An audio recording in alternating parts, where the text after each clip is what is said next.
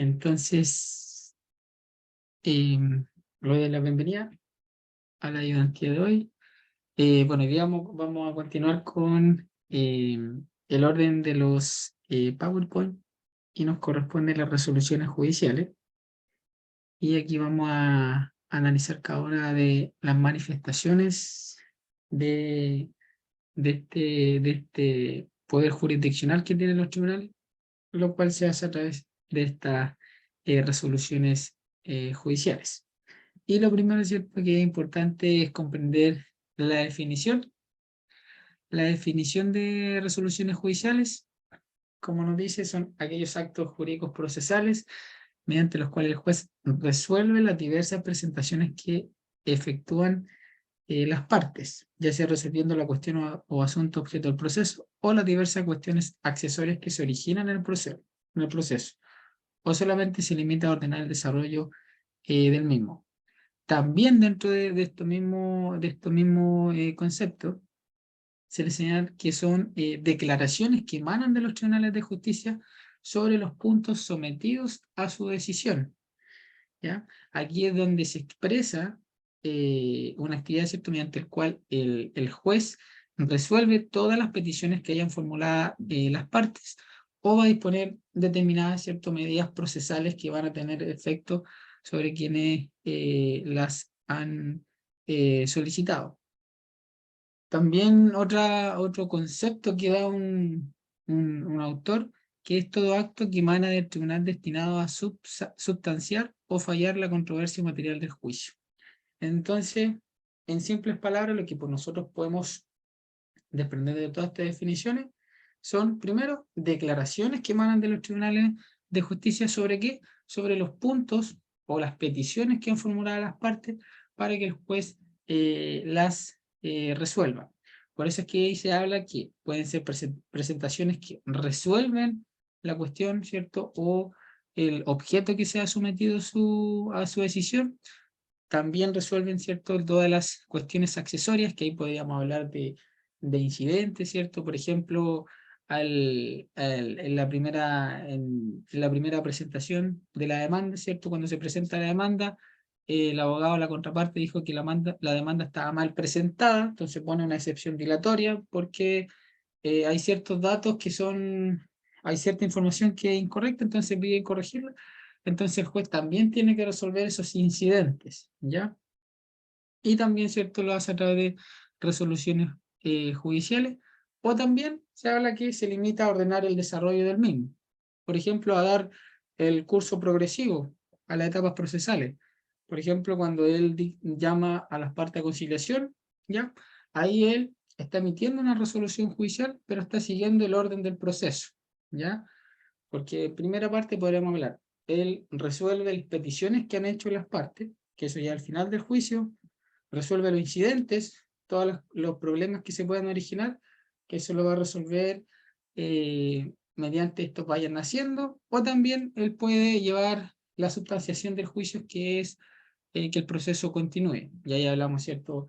Da la resolución traslado, como vimos en la ayudantía pasada, ¿cierto? Que le da a la otra parte para que pueda responder, llama a las partes a conciliación, ¿cierto? Recibe la causa prueba, presenta los puntos de prueba, y así sucesivamente hay diferentes resoluciones que él va dictando durante el juicio, y más que nada le va dando curso progresivo a los autos, como se le llama, ¿ya? Por eso ese concepto, más que nada, lo que debemos entender simplemente, que son declaraciones que emanan de los tribunales de justicia, ya sea para resolver el objeto principal, cuestiones accesorias, o simplemente ordenar el desarrollo del mismo, ¿ya?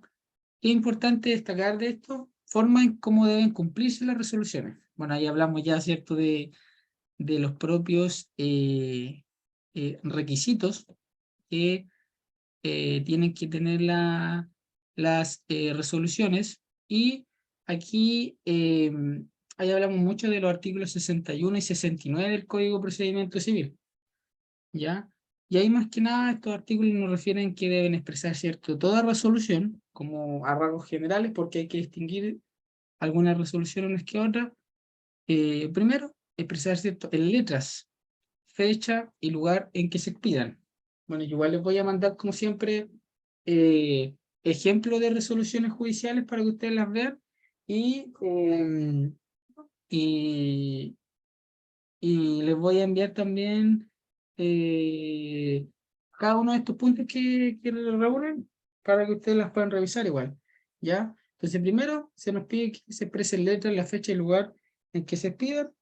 Segundo, debe llevar al pie la firma y sabemos que ahora la firma electrónica avanzada, bueno, las resoluciones que ustedes pueden ver igual de las de traslado, esas, también ahí tienen ejemplo y ahí si ven arriba está la ciudad, ¿cierto? En letras la fecha y abajo está la firma electrónica avanzada del juez. Y aquí es donde, en el tercer punto, la importancia del número de jueces o ministros en que debe concurrir su firma, se nos dice que debe ser firmada por el juez o jueces que la dictaron o intervinieron en su acuerdo. ¿Por qué se nos habla que intervinieron en su acuerdo? Porque, por ejemplo, si estamos hablando de un tribunal de primera instancia, ya que son los tribunales inferiores, ahí van a estar los jueces, ¿cierto?, que respondan a ellos. Sabemos que en ámbito penal, ahí tenemos el Tribunal de Juicio Oral en lo penal, que es un tribunal colegiado, ahí hay 3 jueces. Entonces ahí resuelven 3 jueces. Pero en el resto de los tribunales, ¿cierto?, vemos que normalmente es un juez civil, juez de familia, ya juez laboral, y ahí resuelve. Pero después nos dice, o los que intervinieron en su acuerdo, ahí ya hablamos, ¿cierto?, de ministros. Por eso es que en la importancia se habla del número de jueces o ministros que deben concurrir a su firma. Entonces los jueces hablamos de tribunales inferiores, de primera instancia, y ahí, ¿cierto?, vemos los que ellos firman. Pero cuando hablamos de ministros, ellos llegan a un acuerdo, ¿ya? Entonces ellos llevan unánimemente, resuelven en que acogen, rechazan, ¿cierto?, o dependiendo si es la sentencia, depende del tipo de sentencia, ¿cierto? Ahí bueno, va, si es que revoca, confirma, modifica, pero ahí ellos intervienen en su acuerdo. Por eso es que ¿quién la firma? Los que hayan intervenido en su acuerdo. Voy a anotar también para enviarle una resolución de segunda instancia para que ustedes también la vean.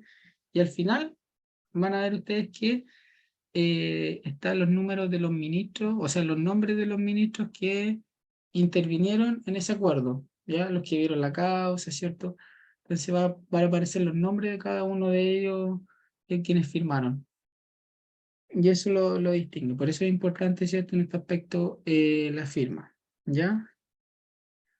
Y en el caso que ocurriera, por ejemplo, estos ministros o los jueces que intervinieron en su acuerdo, eh, ellos hayan intervenido, ¿cierto?, en el juicio, hayan visto todo el proceso, pero estuviese imposibilitado de firmar, porque puede suceder que en la etapa ya cuando ya se dicta la sentencia, pero él durante todo el proceso del juicio él participó, ¿cierto?, él vio, él conoció todo el asunto, pero ya en la etapa final está imposibilitado de firmar, solamente se debe expresar la circunstancia de ello en la misma sentencia.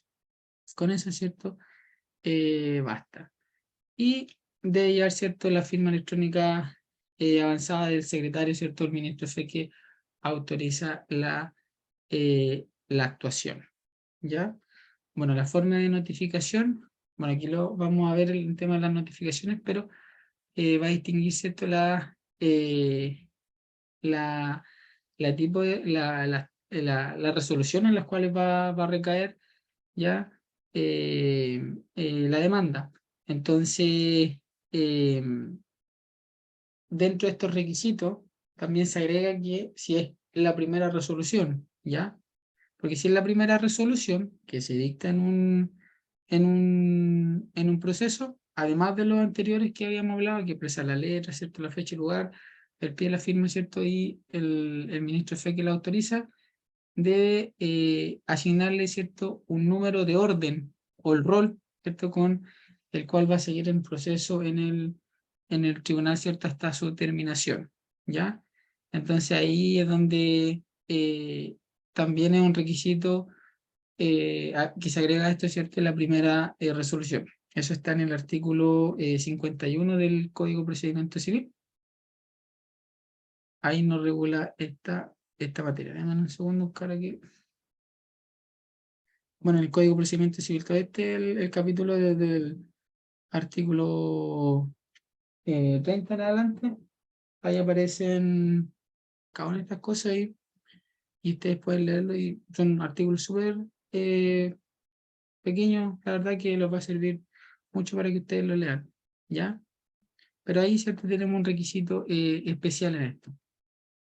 Y dentro de la forma de notificación, como les mencionaba, debemos distinguir algunos tipos de cosas, que si en la primera resolución, el artículo 40 del Código de Procedimiento Civil nos dice: en toda gestión judicial, la primera notificación a las partes o personas que a quienes hayan de afectar sus resultados, la primera deberá hacérseles personalmente. O sea, ya hablamos de notificación personal. Después vamos a ver las notificaciones, pero hay ya una forma de notificación, ¿cierto? Que es la primera resolución en que les va a afectar, debe hacerse personalmente. ¿Y en qué consiste esto? Entregándole, ¿cierto?, copia íntegra de la resolución y de la solicitud en que haya recaído, ¿ya? Entonces, ahí vemos una notificación, ¿cierto?, en forma de notificación que va a dictar, o va a ser notificación por cédula, notificación por el estado diario, ¿ya? Notificación tácita, pero eso la vamos a ver en el retro PowerPoint, pero ahí depende del tipo de sentencias que va a haber, que las vamos a ir revisando, van a dictar, ¿cierto?, su forma, ¿cierto?, de notificación, ¿ya? Y que también tenemos que distinguir que, bueno, los efectos que van a tener estas resoluciones judiciales, va a estar el deshacimiento del tribunal, que ese es uno de los efectos de las resoluciones. El segundo efecto es la acción de cosa juzgada, y el tercero es la excepción de cosa juzgada. Y para que comprendamos, ¿cierto?, cada uno de estos, el deshacimiento del tribunal, ¿a qué se refiere esto? Esto se basa en el artículo 182 del Código de Procedimiento Civil, en el inciso primero, que nos dice: notificada una sentencia definitiva o interlocutoria, alguna de las partes no podrá el tribunal que dictó alterarla o modificarla en manera alguna, ¿ya? Entonces, ¿qué quiere decir esto? Que una vez que las resoluciones judiciales, pero aquí hablamos solamente de sentencia definitiva o interlocutoria, cuando ya se notificó, ¿cierto?, a alguna de las partes que hayan tenido el proceso, el juez, ¿cierto?, no van a poder ser modificadas o alteradas de manera alguna por el tribunal. Entonces aquí hablamos por eso se habla del deshacimiento del tribunal, porque ya no va a poder efectuar alguna modificación a estas resoluciones cuando ya han sido notificadas las partes, sin perjuicio, ¿cierto?, de los recursos que puedan interponer las partes por ese motivo, porque, por ejemplo, el juez se equivocó en el tema de las resoluciones, ¿cierto?, en la información, o en un número, que a veces suele suceder, en vez de colocar, no sé, 100.000 pesos, colocó 1.000.000, ¿cierto? Ahí puede proceder en recursos para que el juez corrija esto. Pero esto no es del todo la regla, ¿cierto?, completa. Como sabemos, siempre hay que distinguir. Hay una excepción ante este efecto de las resoluciones judiciales, y ahí que tenemos el recurso, ¿cierto?, declaración, rectificación o enmienda. Y más que nada, este recurso que se otorga, ¿cierto?, a las partes, es el medio que permite, ¿cierto?, a las partes para aclarar puntos oscuros o dudosos, salvar omisiones y rectificar los errores de copia, referencia o de cálculos numéricos que aparezcan en el manifiesto, ¿cierto?, una sentencia definitiva interlocutoria. Este recurso también, de definición, nos otorga el artículo 182, y más que nada este recurso tiene por efecto eso mismo que les mencioné yo recién: rectificar errores de copia, puntos oscuros o dudosos. Por ejemplo, el juez, él dictó una resolución en donde hizo referencia, no sé, a algo que de pronto sale dándole un derecho dándole a las dos partes, entonces uno como que no lo entiende, entonces le pide al juez, interpone este recurso de aclaración, señor juez letrado, ¿cierto? Solicito que usted me aclare tal punto, puesto que no se entiende si está dándole el derecho a la otra parte o dándole el derecho a mí, entonces hay un punto oscuro o dudoso, no lo entiendo. Salvar omisiones que hayan, que al juez de pronto se le olvidó resolver en cuanto a algún asunto o un punto de prueba que yo presenté y el juez no lo consideró o no hizo mención en ello en la sentencia, entonces yo también le pido que haga referencia a eso, rectificar errores de copia, referencia o de cálculo numérico, aquí es lo mismo que le expliqué, ¿cierto? Ya sea de, si había un monto de 100.000, puso uno de 1.000.000, entonces ahí también él puede corregir, ¿cierto? Este cálculo. Pero ¿qué nos exige esto? Que aparezca de manifiesto. Tiene que aparecer de manifiesto y solamente este recurso tiene objeto, tiene como objeto resolver esto. Aquí no pueden pretender las partes, por ejemplo, apelar a la resolución para que lo reconozca, para que lo vea otro tribunal superior, o para que el mismo juez aclare o modifique la resolución con efecto de darle un favor a una de las partes. No, esto solamente se tiene que enfocar en aclarar eso. Porque si se extiende, por ejemplo, a una de las partes a apelar, por ejemplo, a pedir que el juez en su sentencia no consideró esto, me afectó lo que él dictó, ¿cierto? Ahí ya me estoy interponiendo en un recurso de apelación, entonces ahí ya no le va a aplicar. Así que solamente dentro de este efecto, es solamente este recurso. Aclarar, ¿cierto? Rectificar, cálculo numérico, misiones, punto 2 oscuro. Porque si no, el recurso se lo rechazan, ¿ya? Y ahí no van a tener ningún efecto. Y por eso es sumamente importante, ¿ya? El recurso de aclaración. Y se relaciona con esta resolución judicial, por eso no es del todo la regla general en que está el deshacimiento del tribunal, ¿ya? Y el artículo 184 del Código de Procedimiento Civil, dentro de esta misma excepción, permite, autoriza al tribunal que dictó la respectiva sentencia, ya sea definitiva o interlocutoria, para que él rectifique. ¿Qué cosa? Lo mismo. Errores de copia, de referencia, de cálculo numérico, y aquí él lo puede hacer de oficio. Es una facultad de oficio que tiene el tribunal, pero él tiene un plazo. Tiene que ejercerlo dentro del plazo de los 5 días siguientes a la primera notificación de la sentencia defectuosa. ¿Ya? Es un plazo que le otorga la ley al juez para que lo haga dentro de los 5 días siguientes, ¿cierto? La notificación. Y él ahí lo va a poder hacer de oficio. Entonces ahí no va a necesitar, a ver, por ejemplo, el juez, ¿cierto? En vez de colocar 100.000, colocó 1.000.000. Me notificaron, ¿cierto? El día 1 de octubre, ¿cierto?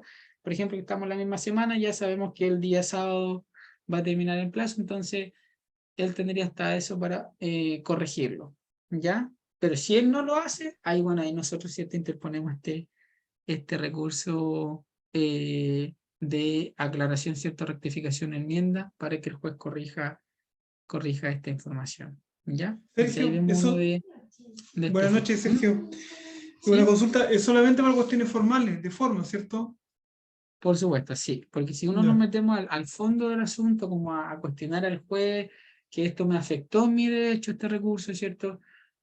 Como es lo que él resolvió, no sé, por ejemplo, él debería haber, en vez de haber dado 100.000, debería haber dado 500.000 o más de 1.000.000, siendo que aún así él se equivocó en el monto, yo pidiéndole más, ahí ya me estoy afectando, ¿no? Porque este recurso es solamente para efectos de forma. Si él se equivocó en un número, en información, en un nombre, en un root, o hay algo que yo no entiendo de lo que él resolvió, porque de pronto el juez trató de explicar algo, pero no lo explicó bien, entonces yo le pido que lo aclare, así.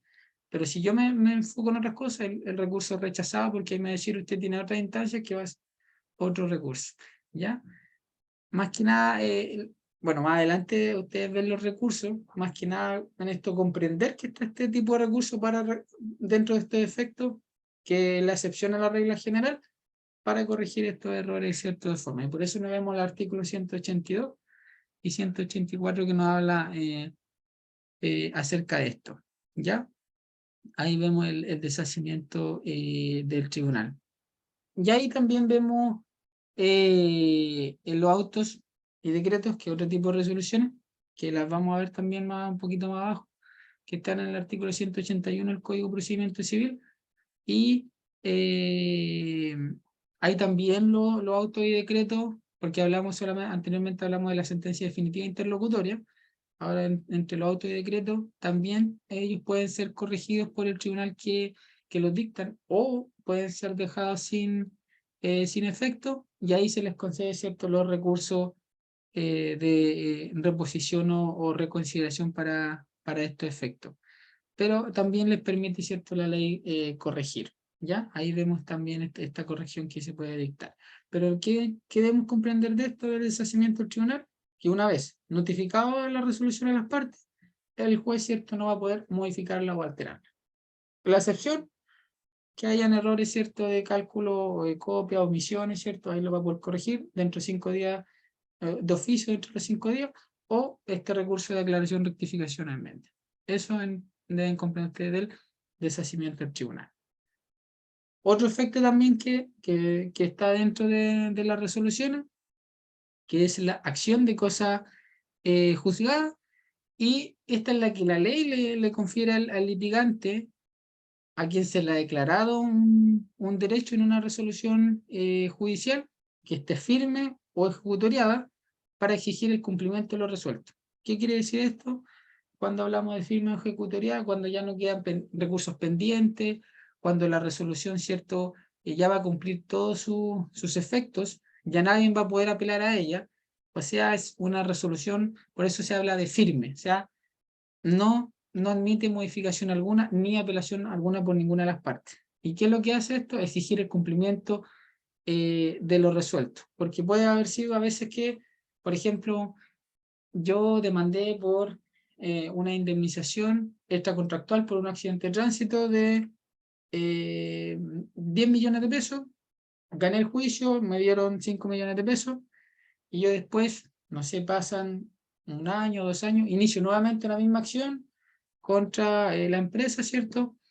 ¿Y qué va a hacer la empresa? Va a decir, no, yo ya pagué esto, entonces, ¿qué interpongo? Acción de cosa juzgada. Ese juicio ya lo juzgaron, ya me condenaron a pagar, aquí está la sentencia firme y ejecutoriada, por lo tanto, ¿cierto?, exijo el cumplimiento de lo resuelto que ya se haya efectuado, ¿ya? Entonces ahí vemos que ya ha sido juzgado. Entonces, eh, también, ¿cierto?, pide el cumplimiento de esta resolución para que se le respete lo que ha resuelto el juez, ¿ya? Y bueno, aquí hay que distinguir, ¿cierto?, la importancia de esta acción. ¿Por qué motivo? Porque en esta acción de cosa juzgada, eh, normalmente debe entenderse que el tribunal quien debe ejecutar, ¿cierto?, una resolución, una resolución de un conflicto jurídico, ¿cierto?, van a ser los tribunales quienes la hayan pronunciado, ¿cierto? Los tribunales que la hayan pronunciado o dictado. Entonces ellos van a tener que resolver, ya sea en primera o en única instancia, ¿cierto?, la ejecución de la sentencia. O sea, si yo tengo que pagar estos mismos 10 millones, el tribunal, ¿cierto?, él va a tener que iniciar, ¿cierto?, un nuevo juicio para que él cumpla, ya ordene a la parte que ha sido condenada a cumplir con lo dictado en la sentencia. Por eso es importante distinguir a quién tribunal le corresponde la ejecución de la sentencia para que esto pueda producir, ¿cierto?, su efecto. Y ahí, bueno, hablamos que lo propio del juicio ejecutivo, por eso se llama juicio ejecutivo, porque tiene por efecto, ¿cierto?, condenar a la parte y obligarla a cumplir lo resuelto, y ahí puede hacer uso de la fuerza pública, si es un embargo, por ejemplo, le pueden prohibir eh, enajenar o gravar bienes, que en este caso no va a poder vender un inmueble, por ejemplo, no va a poder vender un auto, o le van a embargar bienes determinados. Ahí, bueno, él va a tener, ¿cierto?, que cumplir, ¿ya? Y ahí va el tribunal, lo va a obligar, y por eso es que en esta acción le permiten, más que nada, hacer cumplir lo resuelto que le haya hecho, que le haya dictado el tribunal, ¿ya? Y por eso es que hay, bueno, hay algunos procedimientos que se aplican en este tipo de acción. Y bueno, ahí tenemos el procedimiento incidental. Más que nada este se va a aplicar cuando la ejecución del fallo se pide al mismo tribunal que la dicta, ya sea en única, ¿cierto?, o en primera instancia, ¿ya?, dentro de un año contado desde que la ejecución se hizo exigible. Eso nos regula en el artículo 233 del Código de Procedimiento Civil, y ahí, ¿cierto?, nos señala que esto tiene que ejercerlo dentro de un año, y ahí va a ser un procedimiento incidental, ¿ya? Aquí también esto tiene, dentro de este mismo artículo se regula parte de estos requisitos que se exigen en esto, y nos pide solamente 3 requisitos. Primero, que el cumplimiento del fallo, para que sea un procedimiento incidental, se pida ante el mismo tribunal que lo dictó, primero, ¿ya? Primer juzgado de letras, primer juzgado civil de Chillán, que se pida dentro del año, contado desde que la ejecución se hizo exigible, ¿ya? O sea, desde que ya no admite recurso alguno, ¿cierto? De que la sentencia ya está firme, ya nadie va a poder apelar a ella, nadie la va a poder modificar. Entonces, desde ese momento se cuenta un año, y que se notifique a la parte y al apoderado, ¿cierto?, por cédula, ¿ya? Esa es la notificación que se exige. Por eso la importancia dentro de las resoluciones judiciales, los tipos de notificaciones. Y en esta materia nos exigen que sea notificación por cédula, ¿ya? Ahí, bueno, en el segundo apunte vamos a ver los tipos de notificaciones, vamos a verlo determinadamente, las que son por cédula, pero bueno, acá más que nada le entregan una copia íntegra, ¿cierto?, de la resolución judicial a una persona adulta que se encuentre en el domicilio. Cambio, la notificación personal a la persona propiamente tal que se le entrega, ¿ya? Entonces ahí es una forma. Otra forma de ejercer también esta acción de cosas juzgadas, que propiamente el procedimiento ejecutivo. Aquí hablamos ya del juicio ejecutivo. Pero ¿cuándo se aplica este procedimiento ejecutivo? Cuando esta ejecución se inicia ante un tribunal distinto, puede ser distinto, o bien ante el mismo tribunal, pero después del año, ¿cierto?, que no exigían primero para la ejecución de la sentencia. Ahí ya iniciamos, ¿cierto?, este procedimiento ejecutivo. Y ahí, bueno, ya hablamos propiamente del juicio ejecutivo, donde uno puede, ¿cierto?, ejercer medidas precautorias, que ahí ya hablamos de poder trabar el embargo, ¿cierto? Un montón de medidas que se nos ayudan para asegurar el resultado del juicio. ¿Ya? Ese es otro procedimiento. Y también hay procedimientos especiales.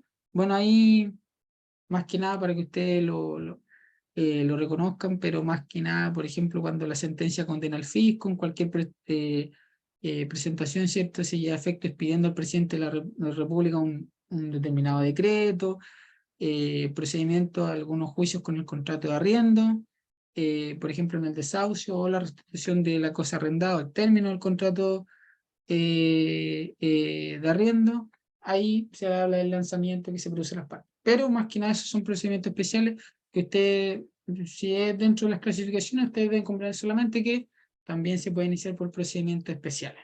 Ya entrar en detalle en eso no. ¿Ya? Y los recursos que van a proceder en contra de las resoluciones judiciales, aquí, ¿cierto?, tenemos que hacer las distinciones también, porque, como vimos, ¿cierto?, no todas las resoluciones van a proceder los mismos tipos de recursos. Si vemos el ejemplo de esta misma de la resolución que se equivocó el juez en errores, en formación de forma, vamos a tener recursos, ¿cierto?, de aclaración contra él. Y ahí, cuando vemos que afecta, ¿cierto?, nos afecta a nosotros como parte, hay un agravio, como dice la ley, hay un agravio en nuestra parte, ahí vamos a tener, ¿cierto?, el recurso de apelación, que vamos a poder ejercerla ahí dependiendo de los plazos legales, ¿cierto?, que se van a interponer. El recurso de reposición también, que este es como el recurso de apelación, ¿cierto?, pero se aplica ante el juez de primera instancia para que él lo resuelva, porque el recurso de apelación es para que lo vea el Tribunal Superior, ¿ya? Cambia el recurso de reposición, ¿cierto?, lo ve el Tribunal de primera instancia, sin perjuicio de que este recurso de reposición también se pueda interponer recurso de reposición y apelación en subsidio. Pero en temas de recursos no tienen que entrar mucho en detalle porque hay un curso especial, un ramo especialmente para los recursos, solamente comprender que ante las resoluciones judiciales hay recursos que proceden en su contra, dependiendo, ¿cierto?, el tipo de resolución, por eso es que hay que distinguirla, que vamos a ver las clasificaciones, y se pueden apelar, ¿cierto?, a ella en relación a esto, ¿ya? Otro efecto y el último efecto que tienen las resoluciones judiciales es que la excepción de cosas juzgadas, que aquí el efecto que produce la sentencia definitiva interlocutorias firmes, nuevamente, ¿cierto? Hablamos de estas que han sido firmes, que no proceden recurso alguno en su contra, no admiten modificación, ¿cierto? O sea, ya no puede afectarse nada de ello. No puede discutirse, ¿cierto?, entre las partes la cuestión que ya ha sido objeto del fallo, ¿ya? Por eso aquí vemos que, por eso hablamos de la cosa juzgada, ¿m? Porque ya hay un juicio que ha sido resuelto, que se ha juzgado lo que se tiene que responder y no se va a afectar el derecho nuevamente, ¿ya? Y ahí, ¿cuáles son sus requisitos? Primero es que tiene que tratarse de una sentencia que sea, ya sea definitiva o interlocutoria, ¿cierto? Más adelante vamos a ver la definición de este tipo de sentencia, que lo vamos a ver con el código, que esta sentencia debe encontrarse firme o ejecutoriada, ¿ya?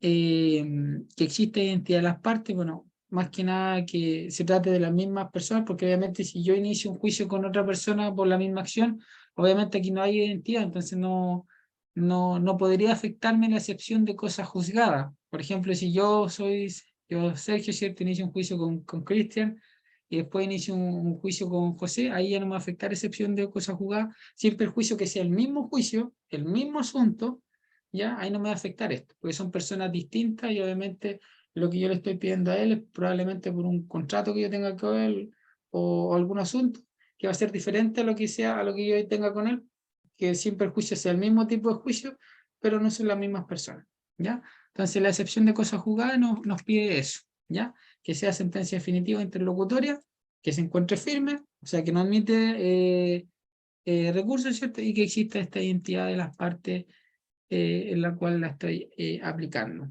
¿ya? Esa es la importancia de la cosa juzgada.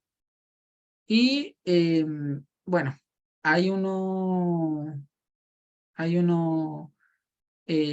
requisitos, ¿cierto?, que exige la ley, está en el artículo 177 del Código de Procedimiento Civil, que es sumamente importante, que exige lo necesario para que proceda esta excepción de cosa juzgada. Y dice lo siguiente: la excepción de cosa juzgada puede alegarse por el litigante que haya obtenido en el juicio y por todos aquellos a quienes según la ley aprovecha el fallo, siempre que entre la nueva demanda y la anterior resulte haya, primero, identidad legal de la persona, identidad de la cosa pedida, identidad de la causa pedir. ¿Y qué se entiende por causa pedir? El fundamento inmediato del derecho deducido en juicio. ¿Qué significa esto?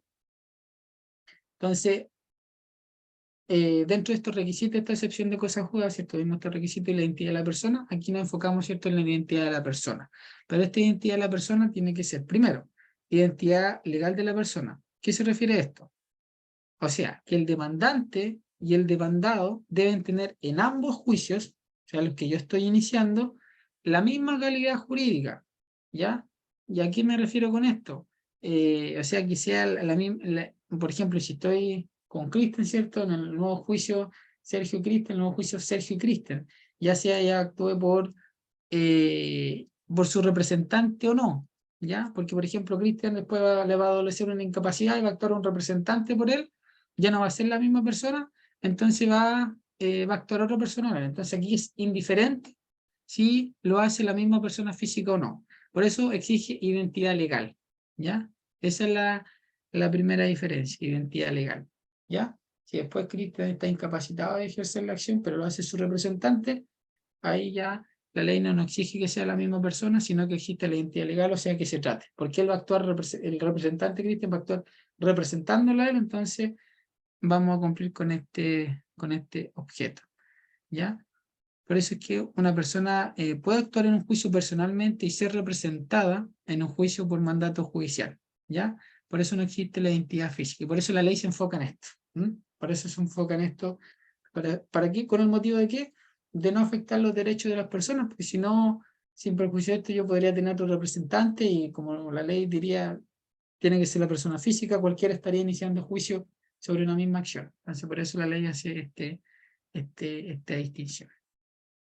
Y la segunda, que hay una identidad de la cosa pedida. ¿Y qué es la cosa pedida?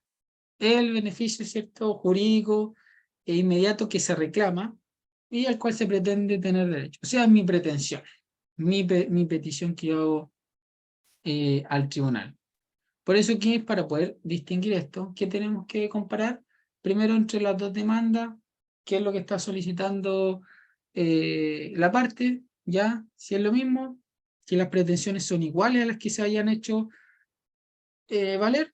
Aquí hay identidad de la cosa pedida, o sea, si yo estoy pidiendo el pago, ¿cierto?, de 10 millones de pesos y luego pido nuevamente el pago de 10 millones de pesos junto a los mismos comprobantes, la misma información, ahí tenemos identidad de la cosa pedida, ¿ya? Entonces, ahí vemos en este efecto que se aplica, ¿ya? Entonces se reclama el mismo derecho o la misma materialidad, ¿cierto? Lo mismo estoy solicitando. Por eso es mi pretensión, va a ser lo mismo. ¿Cuándo no va a ocurrir esta cosa pedida? Bueno, obviamente aplicando esta misma lógica, cuando el derecho que se discute es distinto, ¿ya? Entonces, a pesar de que la cosa material sea la misma, por ejemplo, en el primero, ¿cierto? Yo pedí el, la terminación, ¿cierto?, del contrato de arriendo, y en el otro juicio inicio nuevamente la misma acción, ¿cierto?, de terminación de contrato de arriendo, pero sin perjuicio de lo anterior. Mi petición es el lanzamiento de la persona, ya que se retire el domicilio. Entonces, en uno pedí el término contrato de arriendo y el otro pide el lanzamiento sin perjuicio que sean las mismas acciones. Por eso es que se distinguen esto. O sea, la parte petitoria tiene que ser igual, tiene que ser en la misma petición, ¿ya? En una parte pido 10 millones, pero en la otra pido que no me pagó los 10 millones, entonces pido que lo obliguen a que me paguen los 10 millones. Entonces, no es lo mismo, no son las mismas acciones. Por eso es importante identificar la cosa que se pide. Y eso es que la ley exige en esto. Y la identidad de la causa a pedir, que el artículo 177 al final, ¿cierto?, nos define como el fundamento inmediato del derecho que se deduce en el juicio. Aquí, aquí en el juicio en dos juicios pueden pedirse el mismo objeto, pero por causas diferentes. En el primer cierto juicio, como tenemos un ejemplo, se reclama el fondo porque el dueño, ¿cierto?, lo ha comprado, pero se niega, ¿cierto?, la demanda, pero en el segundo juicio se va a reclamar este mismo fondo, pero el actor, ¿cierto?, lo sostiene porque lo ha heredado, ¿ya? Entonces ahí vemos dos acciones con el mismo objeto, ¿ya? Entonces la causa pedir, igual que la anterior, tiene relación, pero aquí es el fundamento inmediato del derecho deducido en juicio, ¿ya? Por eso es que es importante la excepción de cosa juzgada. ¿Y cómo la hacemos valer en los tribunales esta excepción? Ahí vemos cuando aplicamos la excepción dilatoria, que, que los que habíamos visto anteriormente, que tiene por objeto dilatar el juicio, y ahí vemos que, por ejemplo, se presentó la demanda en un tribunal incompetente, ya ahí tenemos una excepción dilatoria, falta de capacidad del demandante, ineptitud, ¿cierto?, del libelo, que la demanda, ¿cierto?, eh, no cumple con los requisitos para poder ser presentada, ya, más que nada para lo que sea necesario para la corrección del procedimiento. Y ahí pueden interponerse, ¿cierto?, esta misma excepción de cosa juzgada, ¿ya? Entonces, es importante, ¿ya? Eso, dentro de esos efectos. Y dentro de sus clasificaciones, bueno, en las resoluciones, primero dentro de los tribunales en cuales demandan, si emanan dentro del territorio de la República van a ser nacionales, si emanan de tribunales extranjeros, ¿cierto? Van a ser resoluciones extranjeras, sin perjuicio que las resoluciones extranjeras para poder tener validez en Chile tienen que pasar por un procedimiento que se llama el exequatur, que es un examen que realiza, ¿cierto?, la Corte Suprema para que puedan producir este efecto. Pero bueno, eso igual lo vamos a revisar, pero más que nada las resoluciones extranjeras no es que llegan y tengan efecto, así como las de acá de Chile, que se emitan para otros países, que normalmente, por ejemplo, los juicios aquí en Chile, el tema de los juicios por derechos civiles, por ejemplo, como presión alimenticia, eso normalmente se dictan para que en otros países se haga cumplimiento de eso, pero los otros países van a tener, ¿cierto? Los otros tribunales van a tener sus procedimientos para que estas sentencias tengan su valor. O sea, no es que un tribunal dicte una resolución hacia otro país y tenga el 100% de su efecto. No va a pasar, ¿cierto?, un análisis que aquí en Chile se llama el exequatur, que es el examen de admisión que hace la Corte Suprema para esa sentencia. Y en cuanto a la sentencia, bueno, aquí igual vimos anteriormente, que igual son las mismas definiciones, pero las vamos a revisar, que las sentencias van a poder ser declarativas, constitutivas o de condena, ¿ya?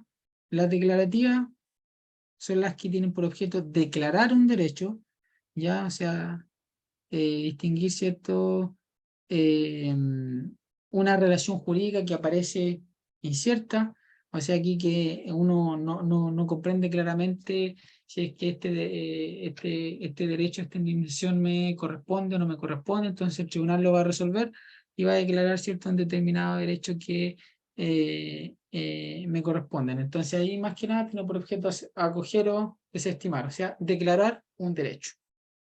La constitutiva aquí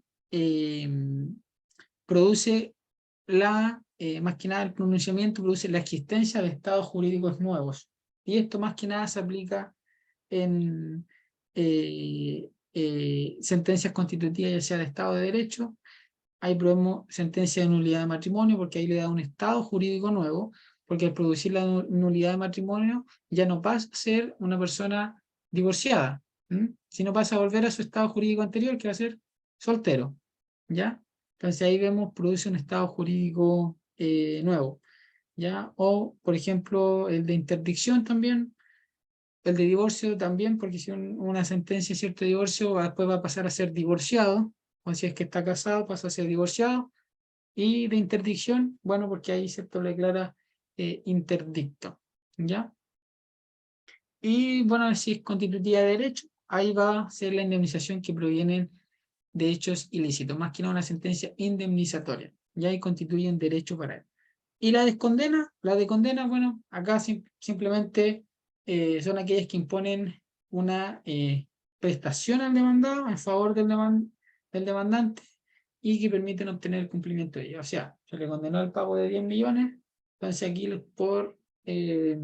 porque él tuvo la responsabilidad, ¿cierto?, en el accidente de tránsito, entonces a él se le condenó al pago de esto y después posteriormente yo puedo exigir su cumplimiento. ¿Ya? Entonces en declarativa, en declaración de un derecho, constituir, ¿cierto?, un derecho, ya sea producir un nuevo estado jurídico o permitir, ¿cierto?, o permitir sentencias constitutivas de derecho. Ahí, ¿cierto?, se nos aplica las constitutivas y la condena a las partes. Y según la instancia en que se van a dictar estas resoluciones judiciales, bueno, aquí se aplican nuevamente las definiciones anteriores, ya sea de única, ¿cierto?, primera o segunda instancia. Bueno, aquí sí es de única instancia, no admite recurso de apelación, ¿ya? Si es de primera instancia, admite recurso de apelación, ¿cierto? Y de segunda instancia, ¿cierto? Aquí lo reconoce los tribunales, ¿cierto?, superiores de justicia, para que lo vean. Entonces aquí distinguimos, ¿cierto?, en esta, más que nada, si es que proceden o no recursos de apelación, ¿ya? en las resoluciones. Y que si se pueden cumplir habiendo recursos, ya sea que se afirme, que ahí como hablábamos que no admite recurso alguno, o sea que no admite modificación, ya que las partes no pueden afectar a alguna de ellas, o que causan ejecutoria, que se cumple, ¿cierto?, la sentencia sin perjuicio que haya un recurso pendiente. Pero para entender esto, ¿qué tenemos que revisar? El artículo 174. Bueno, en realidad la ley siempre es clara, es muy clara, a veces los apuntes son resumidos en cuanto a la información, pero la ley es súper clara en esto. Por ejemplo, el artículo 174, cuando nos habla de la sentencia ejecutoriadas o firme, que dice lo siguiente: se entenderá firme o ejecutoriada una resolución desde que se haya notificado a las partes.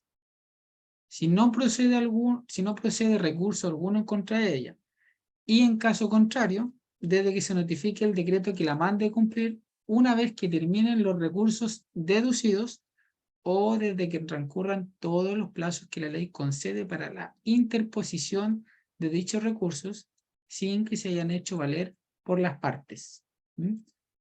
Entonces aquí, en la misma definición, ¿cierto? Más que nada nos señala que la sentencia firme, si las partes se les notificó, no interpusieron recurso alguno, pasaron los plazos, ¿cierto? Y se terminó todo, la sentencia queda firme y queda ejecutoriada. Por eso es que a veces se piden, uno escucha que dice, no, una sentencia firme o sentencia ejecutoriada, ya ahí entonces nosotros, ¿cierto?, asociamos que, o sea, esa sentencia no la van a modificar, no la van a apelar, pasaron todos los plazos que podían haber ejercido para poder modificarla y no lo hicieron.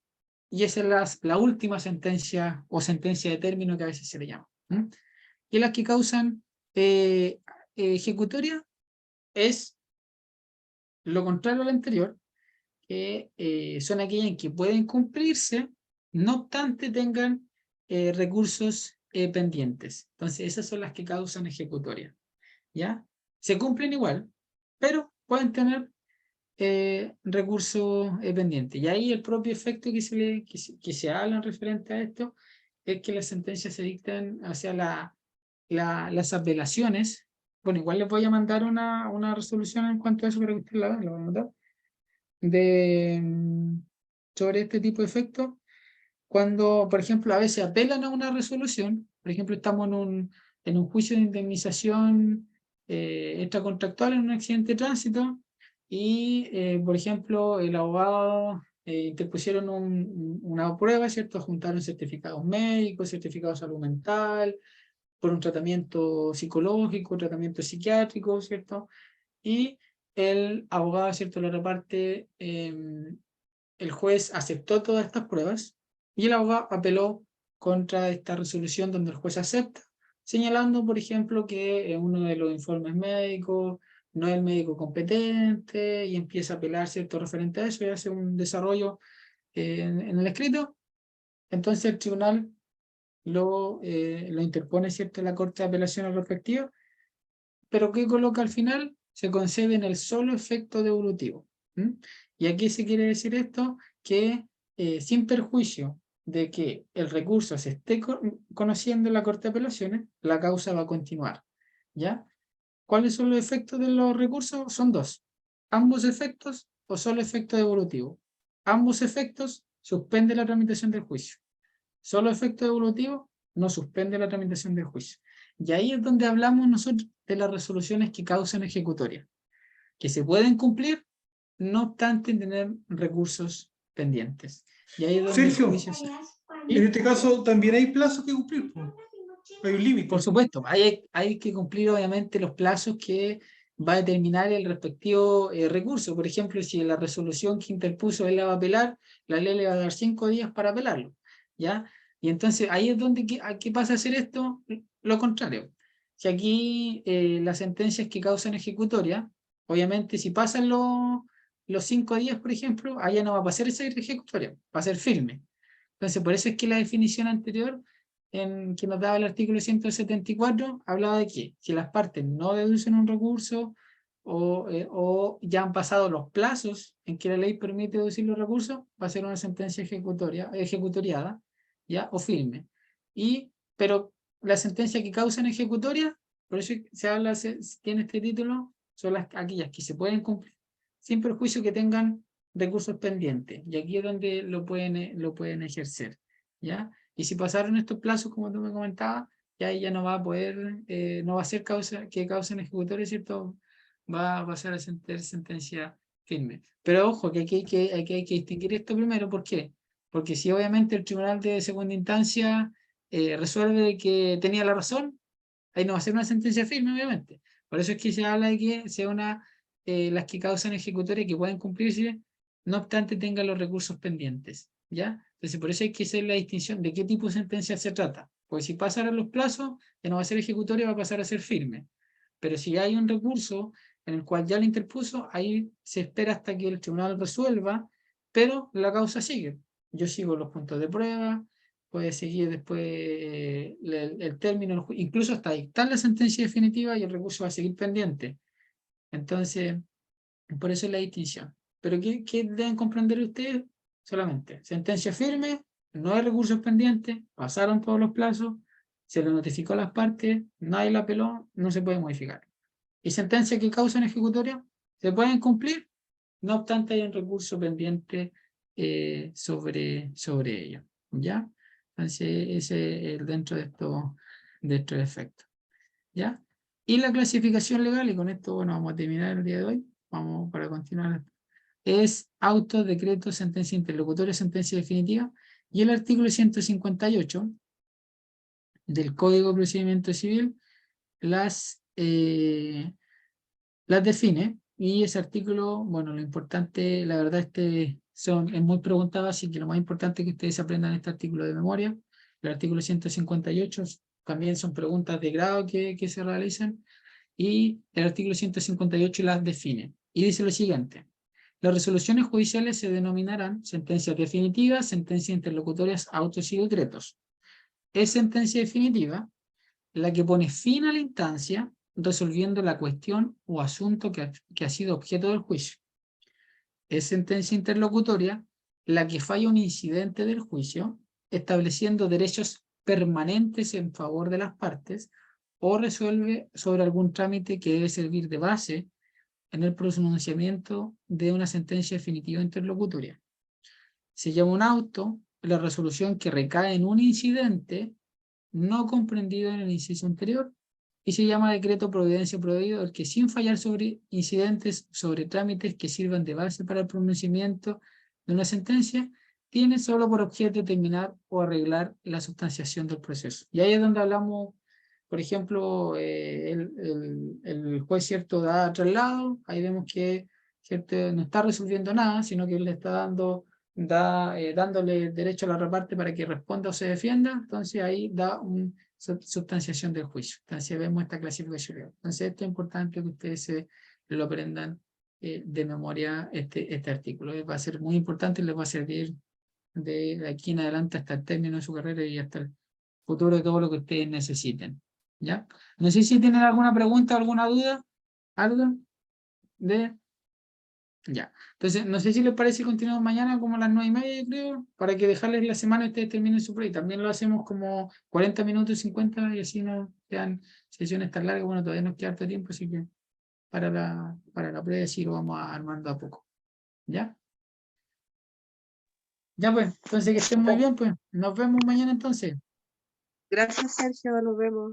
Gracias, Sergio. Ya. Buenas noches. Gracias, Chao. Sergio. Chao, chao. Cuídate.